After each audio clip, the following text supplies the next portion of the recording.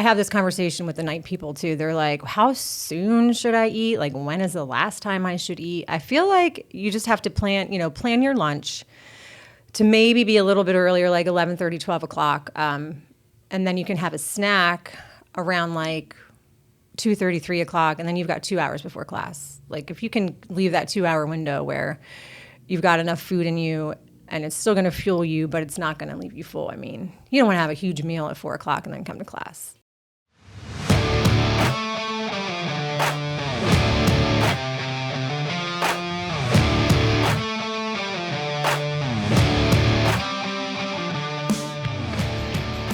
The fitness movement is brought to you by Zor Fitness.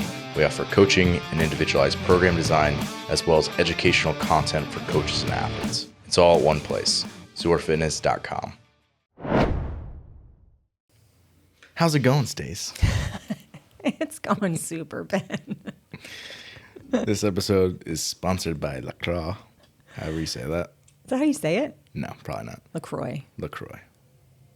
This is an island somewhere. It sounds like it should be. St. Croix. St. Croix is an island, I think. Limoncello. Not great at cracking up a cold one in the morning. You ever have one of those?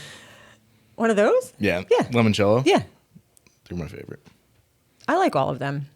Nick Hesser has been bringing me in these in, but Ashley got me a pack one time. So Yeah, good. she's big on the LaCroix. LaCroix. Anyway, we're going to sit down and talk about nutrition today. Yeah, let's do it. So we're going to take it from two fronts. Everyday class goer, someone who's just looking to get fit, be at a good body composition, the weight they want to be, that sort of thing, and how to best fuel for something like a class environment. And then B, a competitive athlete. Again, whether this person is just kind of an average class goer or a little bit more competitive than that, and how they can fuel to be at their best for like a lead up into competition, and then maybe we can go into a little bit of competition itself, since quarters is coming up and we got a lot of people doing that. So I thought it'd be a good opportunity for us to sit down and just kind of like, revisit some of the stuff, because you've been on before and we've talked quite a bit about this, but I think there's some maybe unique circumstances that we can get into today that we've kind of talked about a little bit. So I'll start with like the average class goer, because we got a lot of people who are either coming in the morning where it would be like ideal time for them to eat, essentially, or evening time, which would be like, again, the ideal time to eat dinner. So it's either like normally very close to around breakfast time, where if people don't eat anything, they often feel underfueled when they're actually doing their workouts, or hungry, which isn't, neither of those are ideal, obviously. Right. Or on the flip side, they eat too much and then they're feeling full, which again is never fun when you're in the middle of a workout, especially if it's something that's pretty intense. So again, I think if people are waking up, they deal with that, or if they're coming out of the workday, they often deal with like the same thing. If it's like, again, either, pretty much right after they get up, they come here and do their workout, or they're coming right after work. How often, well, let's start here. Like how often do you think like that's a problem for people? It's probably one of the most commonly asked questions that I get, especially the people in the morning. For whatever reason, it bothers a lot of people, well, some people, to even eat first thing in the morning. Yeah. Which I can't wrap my head around. Like I wake up just not hungry when they wake they're up. just not hungry. Yeah. Like it's not a matter of not wanting to eat. They just don't have the desire to eat. So I think I get asked all the time, I guess about both times really, people that come in the morning and at night, but they just don't really know how to time it. If you come at 9 a.m., you should be able to eat something by 7:30. Unless you're waking up at Unless you're waking up at 8:30. 8:15 to come to class, Yeah. then there's a problem. But like the people that come at 5:30 a.m., they're the ones that are kind of like, okay, I sleep in my gym clothes and I roll out of bed and I come in. Basically waking up last minute so that they can sleep as long as they Yeah, I mean, can. you don't have a huge window from waking up at 4:45 to starting class at 5:30. So I think that's probably one of the more challenging times. But I still feel like, just getting something in, even if it's just, a piece of toast on the way in the car, or even just setting your alarm for 10 minutes earlier is not really that much of a big deal. Yeah. So, I guess maybe what I'm kind of hearing from this is maybe like you could either eat the majority of like pretty close to like a normal meal before, if you're someone who tolerates that, and then maybe you have a snack afterwards that's more of like a post-workout snack before you like ship off to work or whatever. Or you could flip flop that if you're someone who's got more sensitive stomach, where you have like, a banana granola bar, something simple in the morning where it's smaller and pretty easily digestible. It's not going to like sit in your gut. Right. And then afterwards you could probably hopefully have like a more like formal breakfast with and that's when they sit down and have like their oats with protein, banana, fruit. People go home and make omelets with a slice of toast. That's when they get like the big meal in for after. So if someone's waking up first thing and there's someone who doesn't tolerate food super well right away, what are some good options of like go-tos that you'd recommend to people for, like, again, this isn't like your whole breakfast, this is just like a snack before you come in to get your workout in? What would be good options for people? I tell people just to keep it simple. A small piece of fruit, like I said, a slice of toast. It's not a huge amount of food. It's maybe 100 calories. So it's not going to fill them up. It's not going to give them any sort of discomfort. And it should still give them enough fuel to get the workout going too. I mean, just something small. It doesn't have to be anything. I mean, even a small granola bar would be okay. Yeah. I think. Toast is probably going for a lot of people. Yeah. Yeah. Let's go to the person who maybe is coming in after work. Again, I think for a lot of people, maybe they just don't plan it out well enough, or it could just be a very similar thing, and maybe it's just a matter of getting better planning. For sure. Those people, I think, have to plan. I have this conversation with the night people, too. They're like, how soon should I eat? Like, when is the last time I should eat? I feel like you just have to plan your lunch to maybe be a little bit earlier, like 11:30, 12 o'clock. And then you can have a snack around like 2:30, 3 o'clock, and then you've got 2 hours before class. Like, if you can leave that 2 hour window where you've got enough food in you and it's still going to fuel you, but it's not going to leave you full. I mean, you don't want to have a huge meal at 4 o'clock and then come to class. Yeah, like, or you can think about it this way. Like, if you're doing a 5:30 class here, you're getting home. Well, you're leaving here at 6:30. You get home, and let's just say you eat pretty much right away. You're still not eating until like at least 7 p.m. Yeah, so, and that's the other thing people don't love. They're like, and then I'm eating super late, and then I'm not getting to bed until 8:30, and then I have to get up again. So it's a lot of timing. I think you have to think about it a little more. And then if you're someone who eats maybe at like noon, and you didn't eat dinner until 7 or 7:30, that's a long time to go without fuel. Yep. So especially if you're exercising in the middle there, you're not going to probably. And you're someone who cares about like what that actually looks like, then it's like you should probably, take. I mean, even if you eat like lunch at a pretty normal time, like 12:30 or something, it's like you could still, between 2 and 3, just have like a. It doesn't even have to be that small of a snack. I mean, if you're not just trying to watch your weight that closely. I think like a small meal. Yeah. No, I mean, I mean, if you, again, if you're someone who. Again, you're not a morning person. You're coming in to work out in the evenings. That means that you're probably, let's just say you get up at 7 and you eat at 8. You eat again at noon. That's only 4 hours. Where if you go from noon to 7, that's 7 hours. Yeah, it's a long time. Yeah, so you almost have to put a small meal in there if you want to do that. I think of everything in terms of meals. Meal 1, meal 2, meal 3, meal 4. They're not snacks in your mind. They're all snacks. Just meals. They're just all meals. So, again, I'm trying to think of like Brooks talked about this more because she's been coming in for kettlebell, which is on the later side. So that starts at 6:30 for us, and it's again one of those dilemmas where people often then don't want to get home and feel like they're eating an entire meal at that point. It's late. It's late to eat a whole meal, but yeah. Again, I mean, I don't think there's anything wrong with eating at 8 o'clock at night, but it's like for my people. I actually have a client that is doing the kettlebell class as well. She's like, if I eat really late, am I going to gain weight? No, you're not going to gain weight from eating late, but it might reflect on the scale the next day. Like it might, undigested food is still going to be there, and it messes with your sleep and a lot of other things, but that's late to eat. Yeah. I think people like fall into those like myths all the time where it's like, if I eat right before bed, I'm just gonna go straight to my hips, Stacey. 500 calories doubles at 8:01 p.m. Yeah, so not true. And again, you got to think about like, what is the goal? For most people, the goal is to like feel confident in their skin and comfortable in who they are as a person. And rarely, the point being, like most of the time when people reach their goal weight, it's not like, oh, now all their insecurities are just gone. Right. Right. So I think oftentimes people just need to recognize, like, what are you actually going after? Sure. And Performance being or aesthetics, honest yeah. with yourself. Like, yeah, okay, if I'm at a certain weight and I still, not that it's necessarily needs to be performance either, but it's like, I want to feel good, to be able to move well, to be able to show up for places in my life and perform in the way that I want to, be at my best at like all these different things. And that's not like, sometimes it requires you to fuel when you get home a little bit later. Yeah. Even if it, some person on Instagram doesn't tell you that. Right. And that's just, I mean, you can't work out hard for an hour and then not eat because it's 8:00 at night. Yeah. Yeah. Maybe that's the most practical way to look at it. Yeah. And then it's like, again, if you take more of like your mindset to it, where it's like each of these is a meal, right? And maybe you just kind of split the meal then on either side of that window, where it's like, I can have some before class, Yeah. like a smaller meal before class, small meal after class, where it's just sort of like, okay, you might not sit down and want to have like, a normal, like, quote unquote dinner for yourself, but you could definitely like split, the calories between those two, and it might be workout for you. Mm-hmm.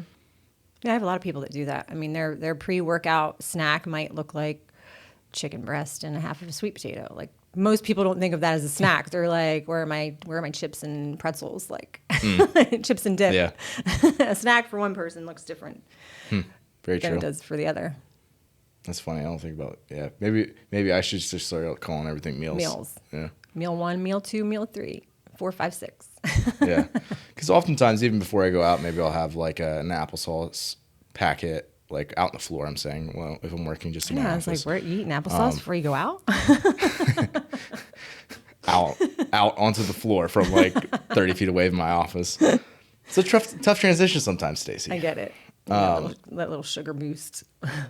But yeah, sometimes it's just an applesauce packet. Sometimes it's some other whole fruit like an apple or something. Sometimes it is just like, I ate my lunch a little later, so I just don't need that. So I think a lot of it just depends on timing and figuring out like what you're able to tolerate. And you can also change what you tolerate over time. Oh, sure. I had a few gals that just could, I mean, she would come in here and she would be drained from not eating anything. And she's like, I've just never been able to eat early in the morning. And I said, well, if you're going to come in here and work out hard for an hour at 9 o'clock, you should probably just try something, even if it's a half of a banana, and then maybe over the next week or so, increase the amount until you can tolerate it. And she's doing great with it now. But, it just takes little by little, small changes. How much do you let people who are like nutrition clients like make decisions based on like how hungry they are? Are you at like, do I let them change the amounts of food that they eat because they're hungry? Like, so. Sure, we can start there. Okay. So no, initially I don't. Most of the people that come to me want to lose weight, so they have to be in a calorie deficit. Yeah. And that does cause some hunger occasionally. What? You're going to have to be, at first you're going to be a little hungry. You're not selling these days. But here's the thing, like, based on the macros that I give them, they'll reach their goals. You may need to just restructure your food a little bit. So if you eat a ginormous breakfast, so if I give you 125 carbs and you eat 100 of them at breakfast, you're going to be hungry at 5 o'clock at night. So that's not going to work for you. But if you restructure it throughout the day, where you take that 125 grams of carbs, and I don't give anybody that, by the way, that's really low. That's really low. So if you take that and divide it by 3 and have 3 meals throughout the day based on 125, then they're evenly distributed. You're not starving. Or if you want to have 4 meals a day, then you divide the 125 by 4. So I talk to them first about restructuring what I have given them, but then if they're just constantly hungry and just not recovering and tired, then we adjust the food amount a little bit. But no, I mean, if somebody starts out and they're like, Coach, I'm really hungry. I'm like, yeah, well, you've been overeating all this time, so you're going to probably be a little bit hungry, but it's going to be okay. But I also think the opposite happens. And I definitely heard this quite a bit from people. It's like when they up their vegetables a lot, which is something you encourage everybody to do, or generally more than most people have been doing. Let's put it that way. How do I eat all this food? Yeah, how do I eat all this food? And then oftentimes people are waking up and they're not hungry right away. And they're used to, I've been trying to lose weight for the last 20 years and it hasn't been going well. So I just basically try to not eat until I'm starving and I break. Yeah. Versus like you're allowed to eat sometimes if you're not hungry. Like that's okay. So in other words, like for the person who wakes up and they're not hungry right away, doesn't mean that you can't eat. It doesn't mean anything. don't eat. Yeah. Because you probably will be hungry and you don't want it to be when you're in the middle of your deadlifts. Yeah. When you get to that point where your stomach's already growling, you're in a bad spot. It's not good. You're going to overeat. You're going to eat something that you didn't have planned for the day, or it's just not a good situation to be in. And I do hear that. I hear people say, how am I going to eat all this food when when they realize they have to eat a certain amount of veggies and the food volume goes up, then they're like, there's a lot of food. Don't you get tired of chewing? I got that this week. Don't you ever get tired of chewing food? No, and I'm never hungry. Yeah. And maybe we could transition a little bit more to like the competitive side of things. It's like for people who are caring a lot about the performance, the reality is it just doesn't matter how you feel sometimes. Sometimes it's just about getting like more fuel in. Yeah. And that's not the case maybe for everybody. Like there's certain circumstances and this maybe should be clear. Like this differs by sport and things too, because there's going to be certain sports that encourage people to be, even if they're not weight class sports, they encourage people to be at maybe like a little lighter body weight or just carry very little like fat mass. Like even if you're as simple as like a runner, right? You don't want to carry an extra kilo around if you don't have to. Right. So you're going to be faster if you are as lean as possible, provided that you're still healthy. And I feel like it's kind of, for a lot of people, it's the reverse in CrossFit, where they're trying to continually get stronger to, fuel themselves, because they're just like, truthfully, like taking on a lot of volume and stuff. So it's like you just need to be putting in a lot of fuel. And a lot of people just struggle with that. Yeah, I think it's scary, I think, too, for females. When I do get to work with people that are performance and goal-based, I mean, everybody has a goal, but performance-based, and the athletes, and they want to get stronger and maybe gain a few pounds. That's really cool to see that transition happen. But it's hard. They struggle with how much, they're like, should I be eating this much food? Like, it's kind of scary at first. It's like, yeah, just keep eating. Yeah. Again, there's definitely exceptions, but I've found that a lot of males tend to want to overeat at times, and a lot of females always want to Eat try big, to lift big, Ben. Right.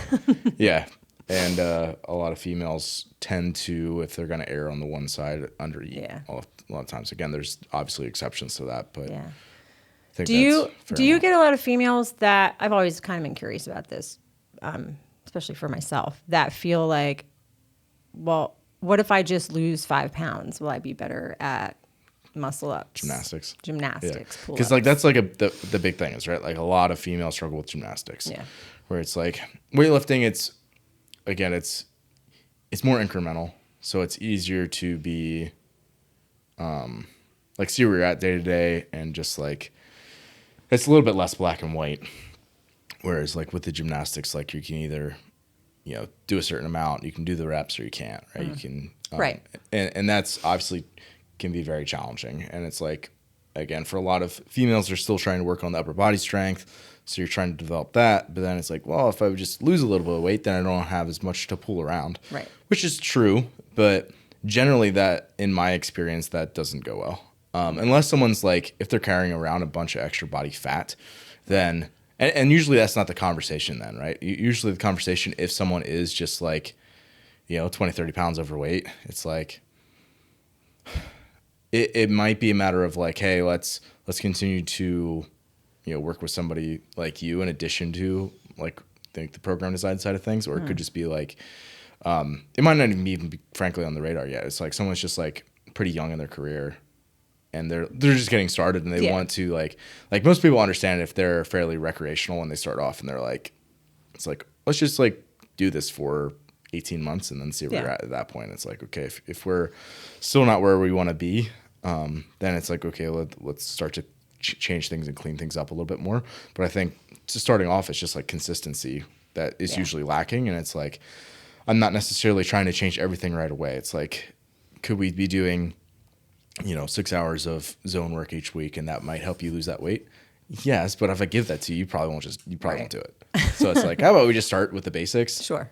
And Oftentimes for people that it's not neglecting the nutrition side of things, but it's not like making it like super formal up front. If someone's like more from like a sport background, whereas like if someone's more health oriented, that might be flipped around where it might be like the nutrition side of it first and then like trying to inject more and more exercise into it. Yeah. So I think that depends, but for the competitive CrossFit females that I work with, there's definitely a pretty large subsection of them who it's like they're always a little tempted by like, if I just lose a little bit more weight, I could be better at gymnastics. Yeah, I mean, I see stuff kind of floating around now with quarters coming up.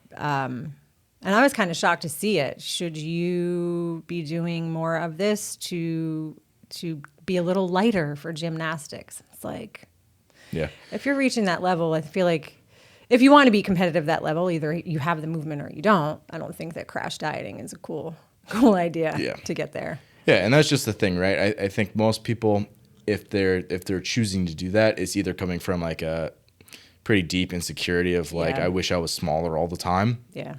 And I could like meet that goal with like the disguise of performance. Yeah. And then, or it's someone who it's like, realistically, they like the competing side of it just maybe isn't that important to them.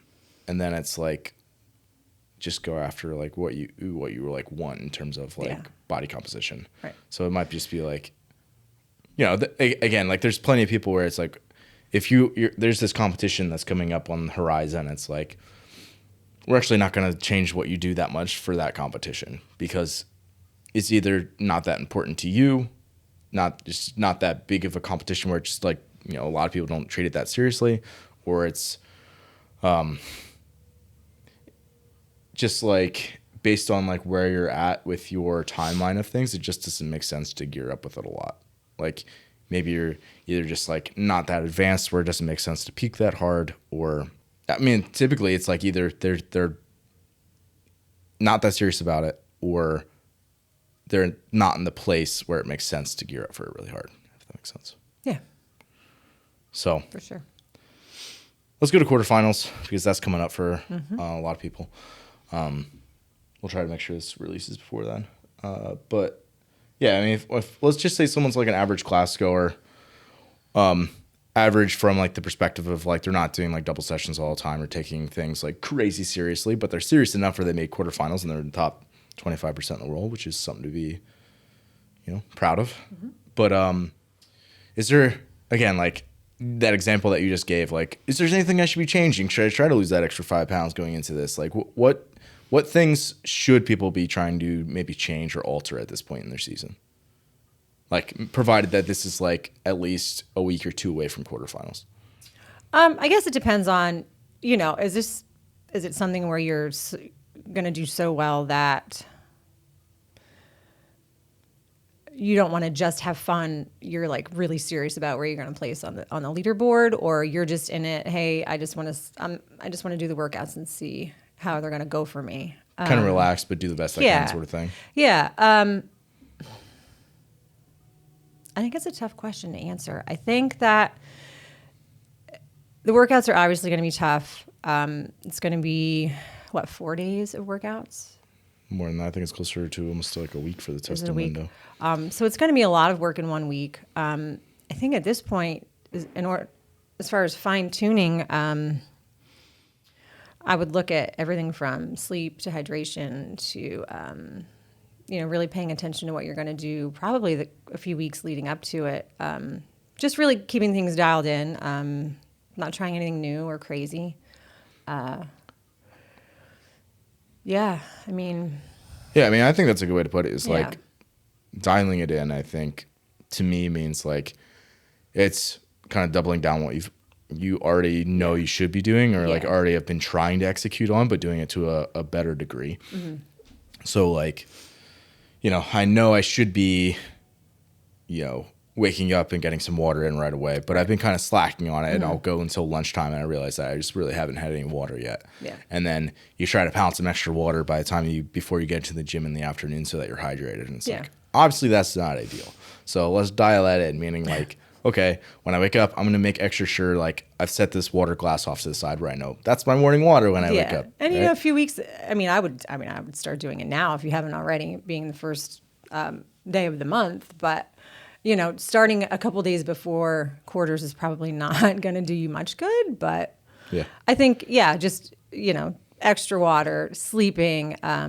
If you go to bed a little bit earlier every night just to get some extra sleep, and start that, a couple weeks out so that you're. Yeah. I mean, as simple as it is, like if you sleep great before, like, you come into class and you slept great, you're probably going to feel better. Whereas like, if you short your sleep by 2 hours, you're probably going to feel like trash. Right. And there's For sure. obviously like there's things that are not going to make a dramatic impact because there's just not enough time under, like, Right. Ideally you're doing this in your like day-to-day training where there's more of like that snowball effect where it can build a little bit. But there's definitely things you can do in like the immediacy that, like, okay, it's competition week. I can definitely act on these things that where I'm going to be better off. And that can be as simple as like you talked about with like hydration, getting electrolytes, things like that in, to like making sure like the meal timing's correct before you're actually going, okay, I know I'm going to test workout here, or I know that my session's here. I'm going to make back out from that. Okay, 90 minutes before that, I'm going to have a little bit of carbs. 2 hours before that, I'm going to have a like more of a formal meal sort of thing. Work backwards and just be a little bit more planned and prepared for things. Really just take time to think about it. And you're going to be at the gym.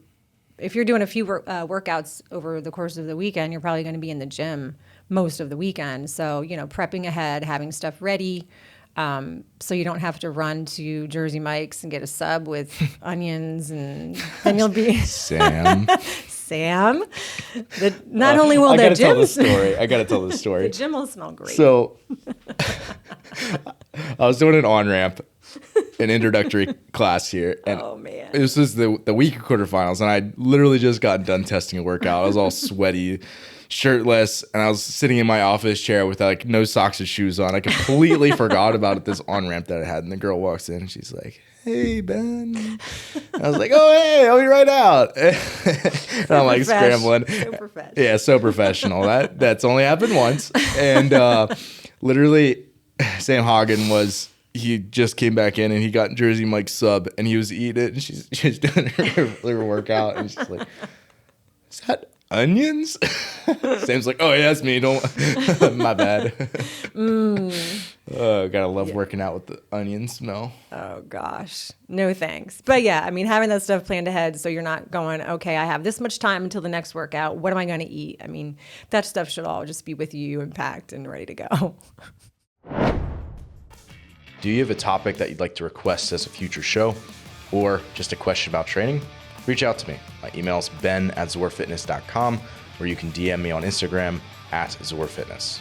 Lastly, head over to zorfitness.com if you want to browse all of our previous shows with in-depth show notes, as well as educational content for all things training.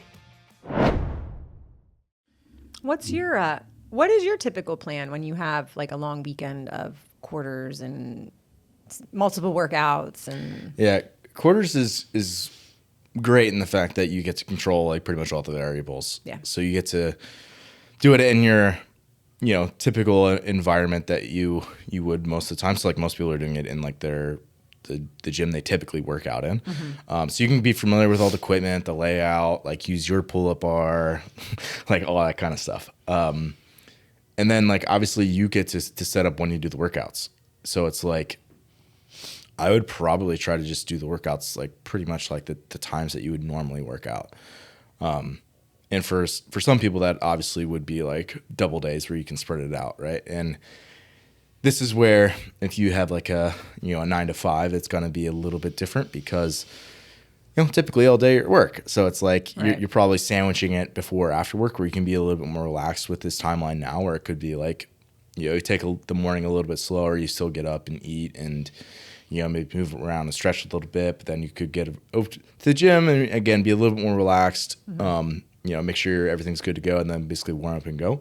Where it's like maybe 90 minutes to 2 hours after you ate that first meal, and then you can kind of cool down, eat in the middle of the day. Again, provided this is like someone who's like taking it seriously enough where they're like maybe taking a day or two off of work, which I think is going to be like quite a few people, especially in the top maybe quartile of like, quarterfinals participants. And then, so it could be a similar thing. Like you ate lunch, wait 90 minutes, and then sort of take that session that would normally be after work and slide it forward maybe 2 hours where it's like, you can let lunch digest, take a nice long break, think about the next workout, get your game plan in place, and then sort of like, set it up and warm up and go.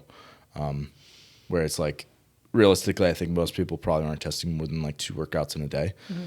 And then obviously if you only have 1 workout, you probably just put it in the window of the day where you feel best, whether that's like mid-morning or mid-afternoon. For most people, I think is going to be a good time, because meal timing wise, it just makes sense. Like you either ate breakfast and gave yourself enough time where now you are digested and feel good in the middle of the morning, or you ate lunch, things have digested, you feel good in the middle of the afternoon. And the great thing is those are usually the times of day where the gyms are usually pretty quiet, where you're not going to have as many issues with, people having walk in front of your cameras and, dealing with a lot of group classes and things like that. Food wise though, like do you have go-to foods that you eat? You're like, that was a great 5-minute answer to a question I didn't ask. I appreciate Food wise, yes. Like so what are your go-tos, like things that on like a competition day? Yeah, or like what are things you won't eat, things that you have to have, things that work really well? Yeah, generally I'm not super picky. I try to eat things that are nerd clusters. I'd probably eat some nerd clusters. I had some today actually after I work out. Because I wasn't gonna eat lunch yet, so I was thought like, you said I had some today already. I did. Oh, you already? Yeah. A little bit of carbs after. It doesn't matter what time it is. It's still a meal. It was your first meal. It was my first meal.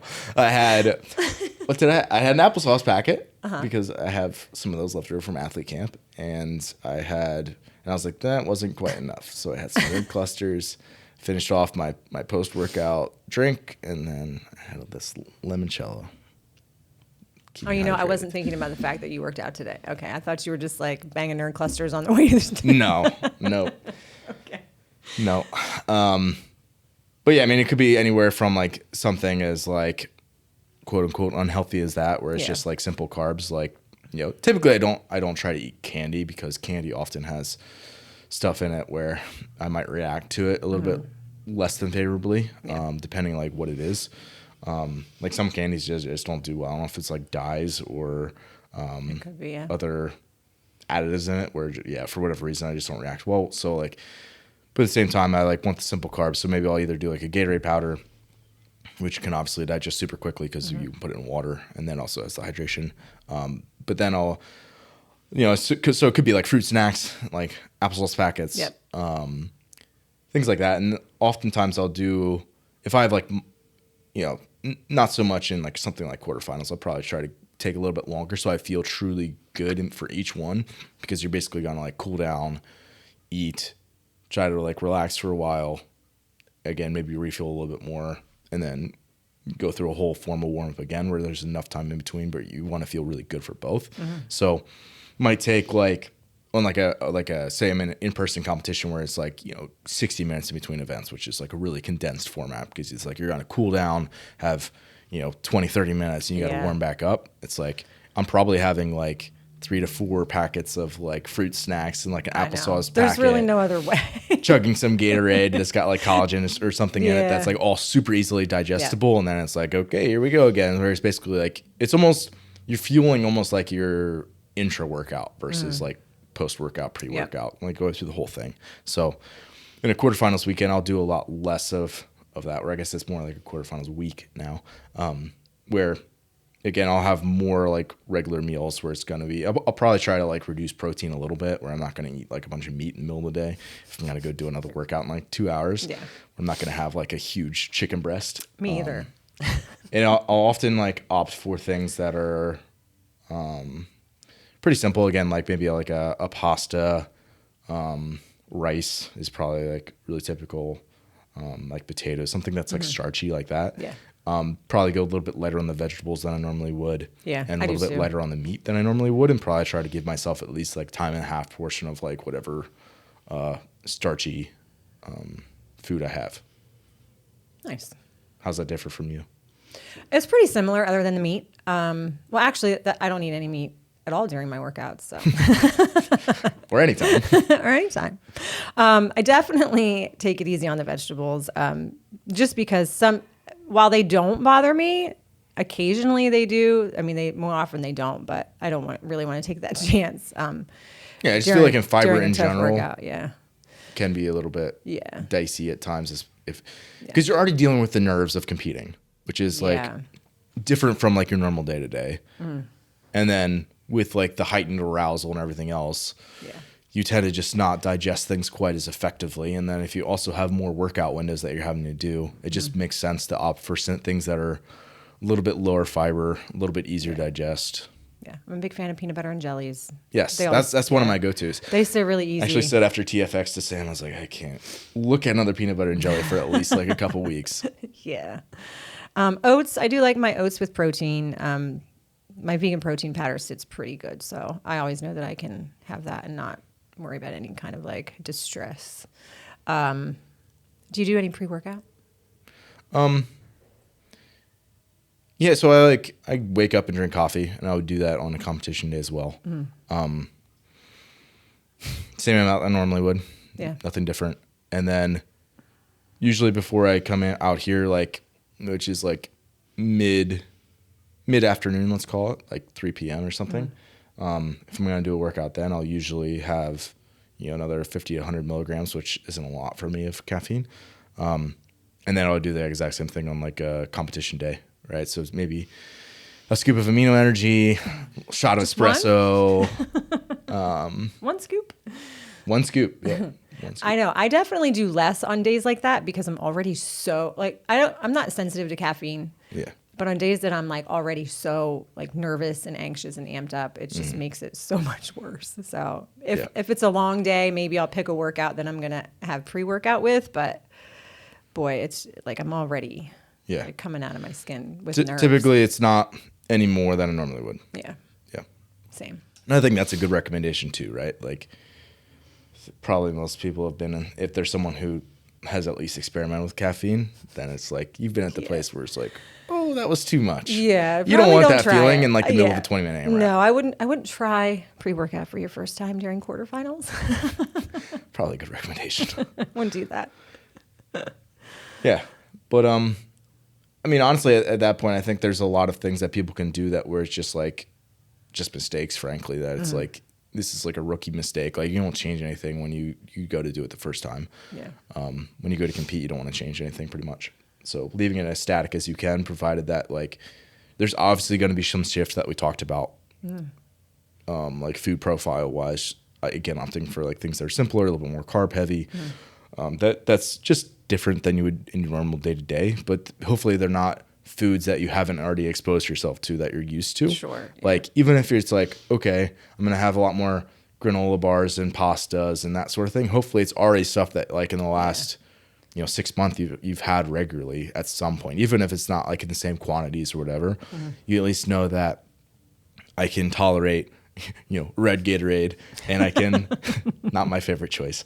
I can tolerate blue Gatorade and this amino acid supplement and a bunch of rice, and go work out and I'll feel good.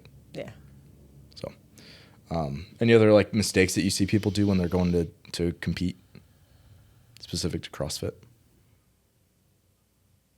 Gosh, nothing that really stands out, to be honest. The biggest mistake I see is like it's like after like people that work out all day long, minimal water, and then they go and party afterwards, and then they're like more dehydrated. Why am I so sore? I'm not recovering. Well, what did you do after the competition? Yeah. Which is fine. Like if you want to go celebrate, cool. But if you haven't had much to drink all day, water wise, then you're probably a little bit undernourished. I'm probably an offender of that. You probably. But at the same time, for me, it's like I'm not going to be back on the gym on Monday. Whereas like a lot of people who do a local comp, it's like they're back in the gym on Monday. Oh yeah. Yeah. Where if that is the case, it's like, yeah, you should probably really try to avoid doing that. Yeah. Whereas like I'm always like I can't turn my coaching brain off. So like when I'm at like a competition, I'm like seeing what other people are doing for like warm ups, rehearsals, cool down. Oh, the work. warm up. Oh, yeah. And people get like the first event is like really thorough, looks great, and then like every other event from there just goes down and down and down, where people are just like really, cutting things short, not doing rehearsals, like primers and things like that. Yeah, and that's one thing I definitely learned from you is going into that setting. That's one thing I guess I didn't think about. I noticed that a lot. People that I just go to comps with, not warming up at all, just kind of goofing off until the next workout, or they warm up. They don't have like an hour until their next heat, and they're warming up right now. It's like warming they're up like max way lift. too early because they're like nervous and they want to move around, which isn't the end of the world, but you just need to be very careful about what you're doing. Or like you said, especially as the day wears on or the competition wears on, they're just stop being very thorough with things. And then it's like my point being, like I'm always like very thorough with like all that stuff, like having my warm-ups written out, going through the whole thing, making sure I'm doing multiple rounds of like sets if it's gonna be like high intensity work to know that like you're ready to go when it actually comes. And then on the flip side, flushing appropriately, doing all that stuff, and then like getting fuel in like right away, like after you're kind of as soon as you get up, or even like while you're flushing, going through that process, like getting some fuel in and hydration back in. And then I'm just the worst about like once that last event's over and I know I'm not doing it anymore, I'm just like, I'm not cooling down. I'm not doing this. That's like the next day I can't even walk around. I'm so sore. Whoops. Get right in the car for the drive home. Yeah, exactly. Yeah. But I mean, I think overall, like the big points you said were like, there is things that you can dial in, but be realistic about what you can change. Don't try to change too much. Right. And then when you actually go into the competition, you need to just, again, understand that your food profile is going to shift when you're at a competition. However, it should be stuff that you already know you can tolerate well, and just need to be careful about quantities and timing more so than you would just like on a normal training day. That's it. It's that easy. It's that easy. It's that easy. I mean, it really is if you practice it enough, right? And that's maybe another thing is that people just don't practice enough. But if you're practiced, it is pretty simple. It should be routine. Hopefully it is something where it's planned out enough that you don't have to think about it very much. Yeah. You got another boot camp coming up? I do. It's going to be, so April 20th, there's a free boot camp, an intro to macros, where you can come to the class. And at the end of class, we'll sort of shift to like a learning segment where I talk about counting macros if you're new to that and see if boot camp might be right for you. The next one is going to be in May. I'd have to look at the exact date. Okay. Stay tuned. May 4th. May 4th. May 4th. May the 4th May be the with 4th you. be with you. Perfect. And then that kind of what you call it, like a preview of the macros. That's April 20th. April 20th. Yep. What time is that? 9 a.m. Okay, and it's here at Lumber Capital Athletics. Here at Lumber Capital. Free. It's free. You just show up then, walk right in. Yep. Have you sign a waiver and get after it. That's right. I think that'd be a good opportunity if people have obviously questions, or if they're just kind of generally want to kind of pick your brain about some things. Like you're going to be open to people as well, just like coming in and like talking to you, and you'll be available. Yeah, if you've never counted macros before, if you've never been in our environment before, it's a really good chance to hear what it's about before you sign your life away. Before Stacey owns you for 6 weeks. That's right. Awesome. Thank you. Thank you. People got questions, reach out to her on Instagram. She will answer your questions for you. What's your handle? Sure will. Stacey Coach and Macros by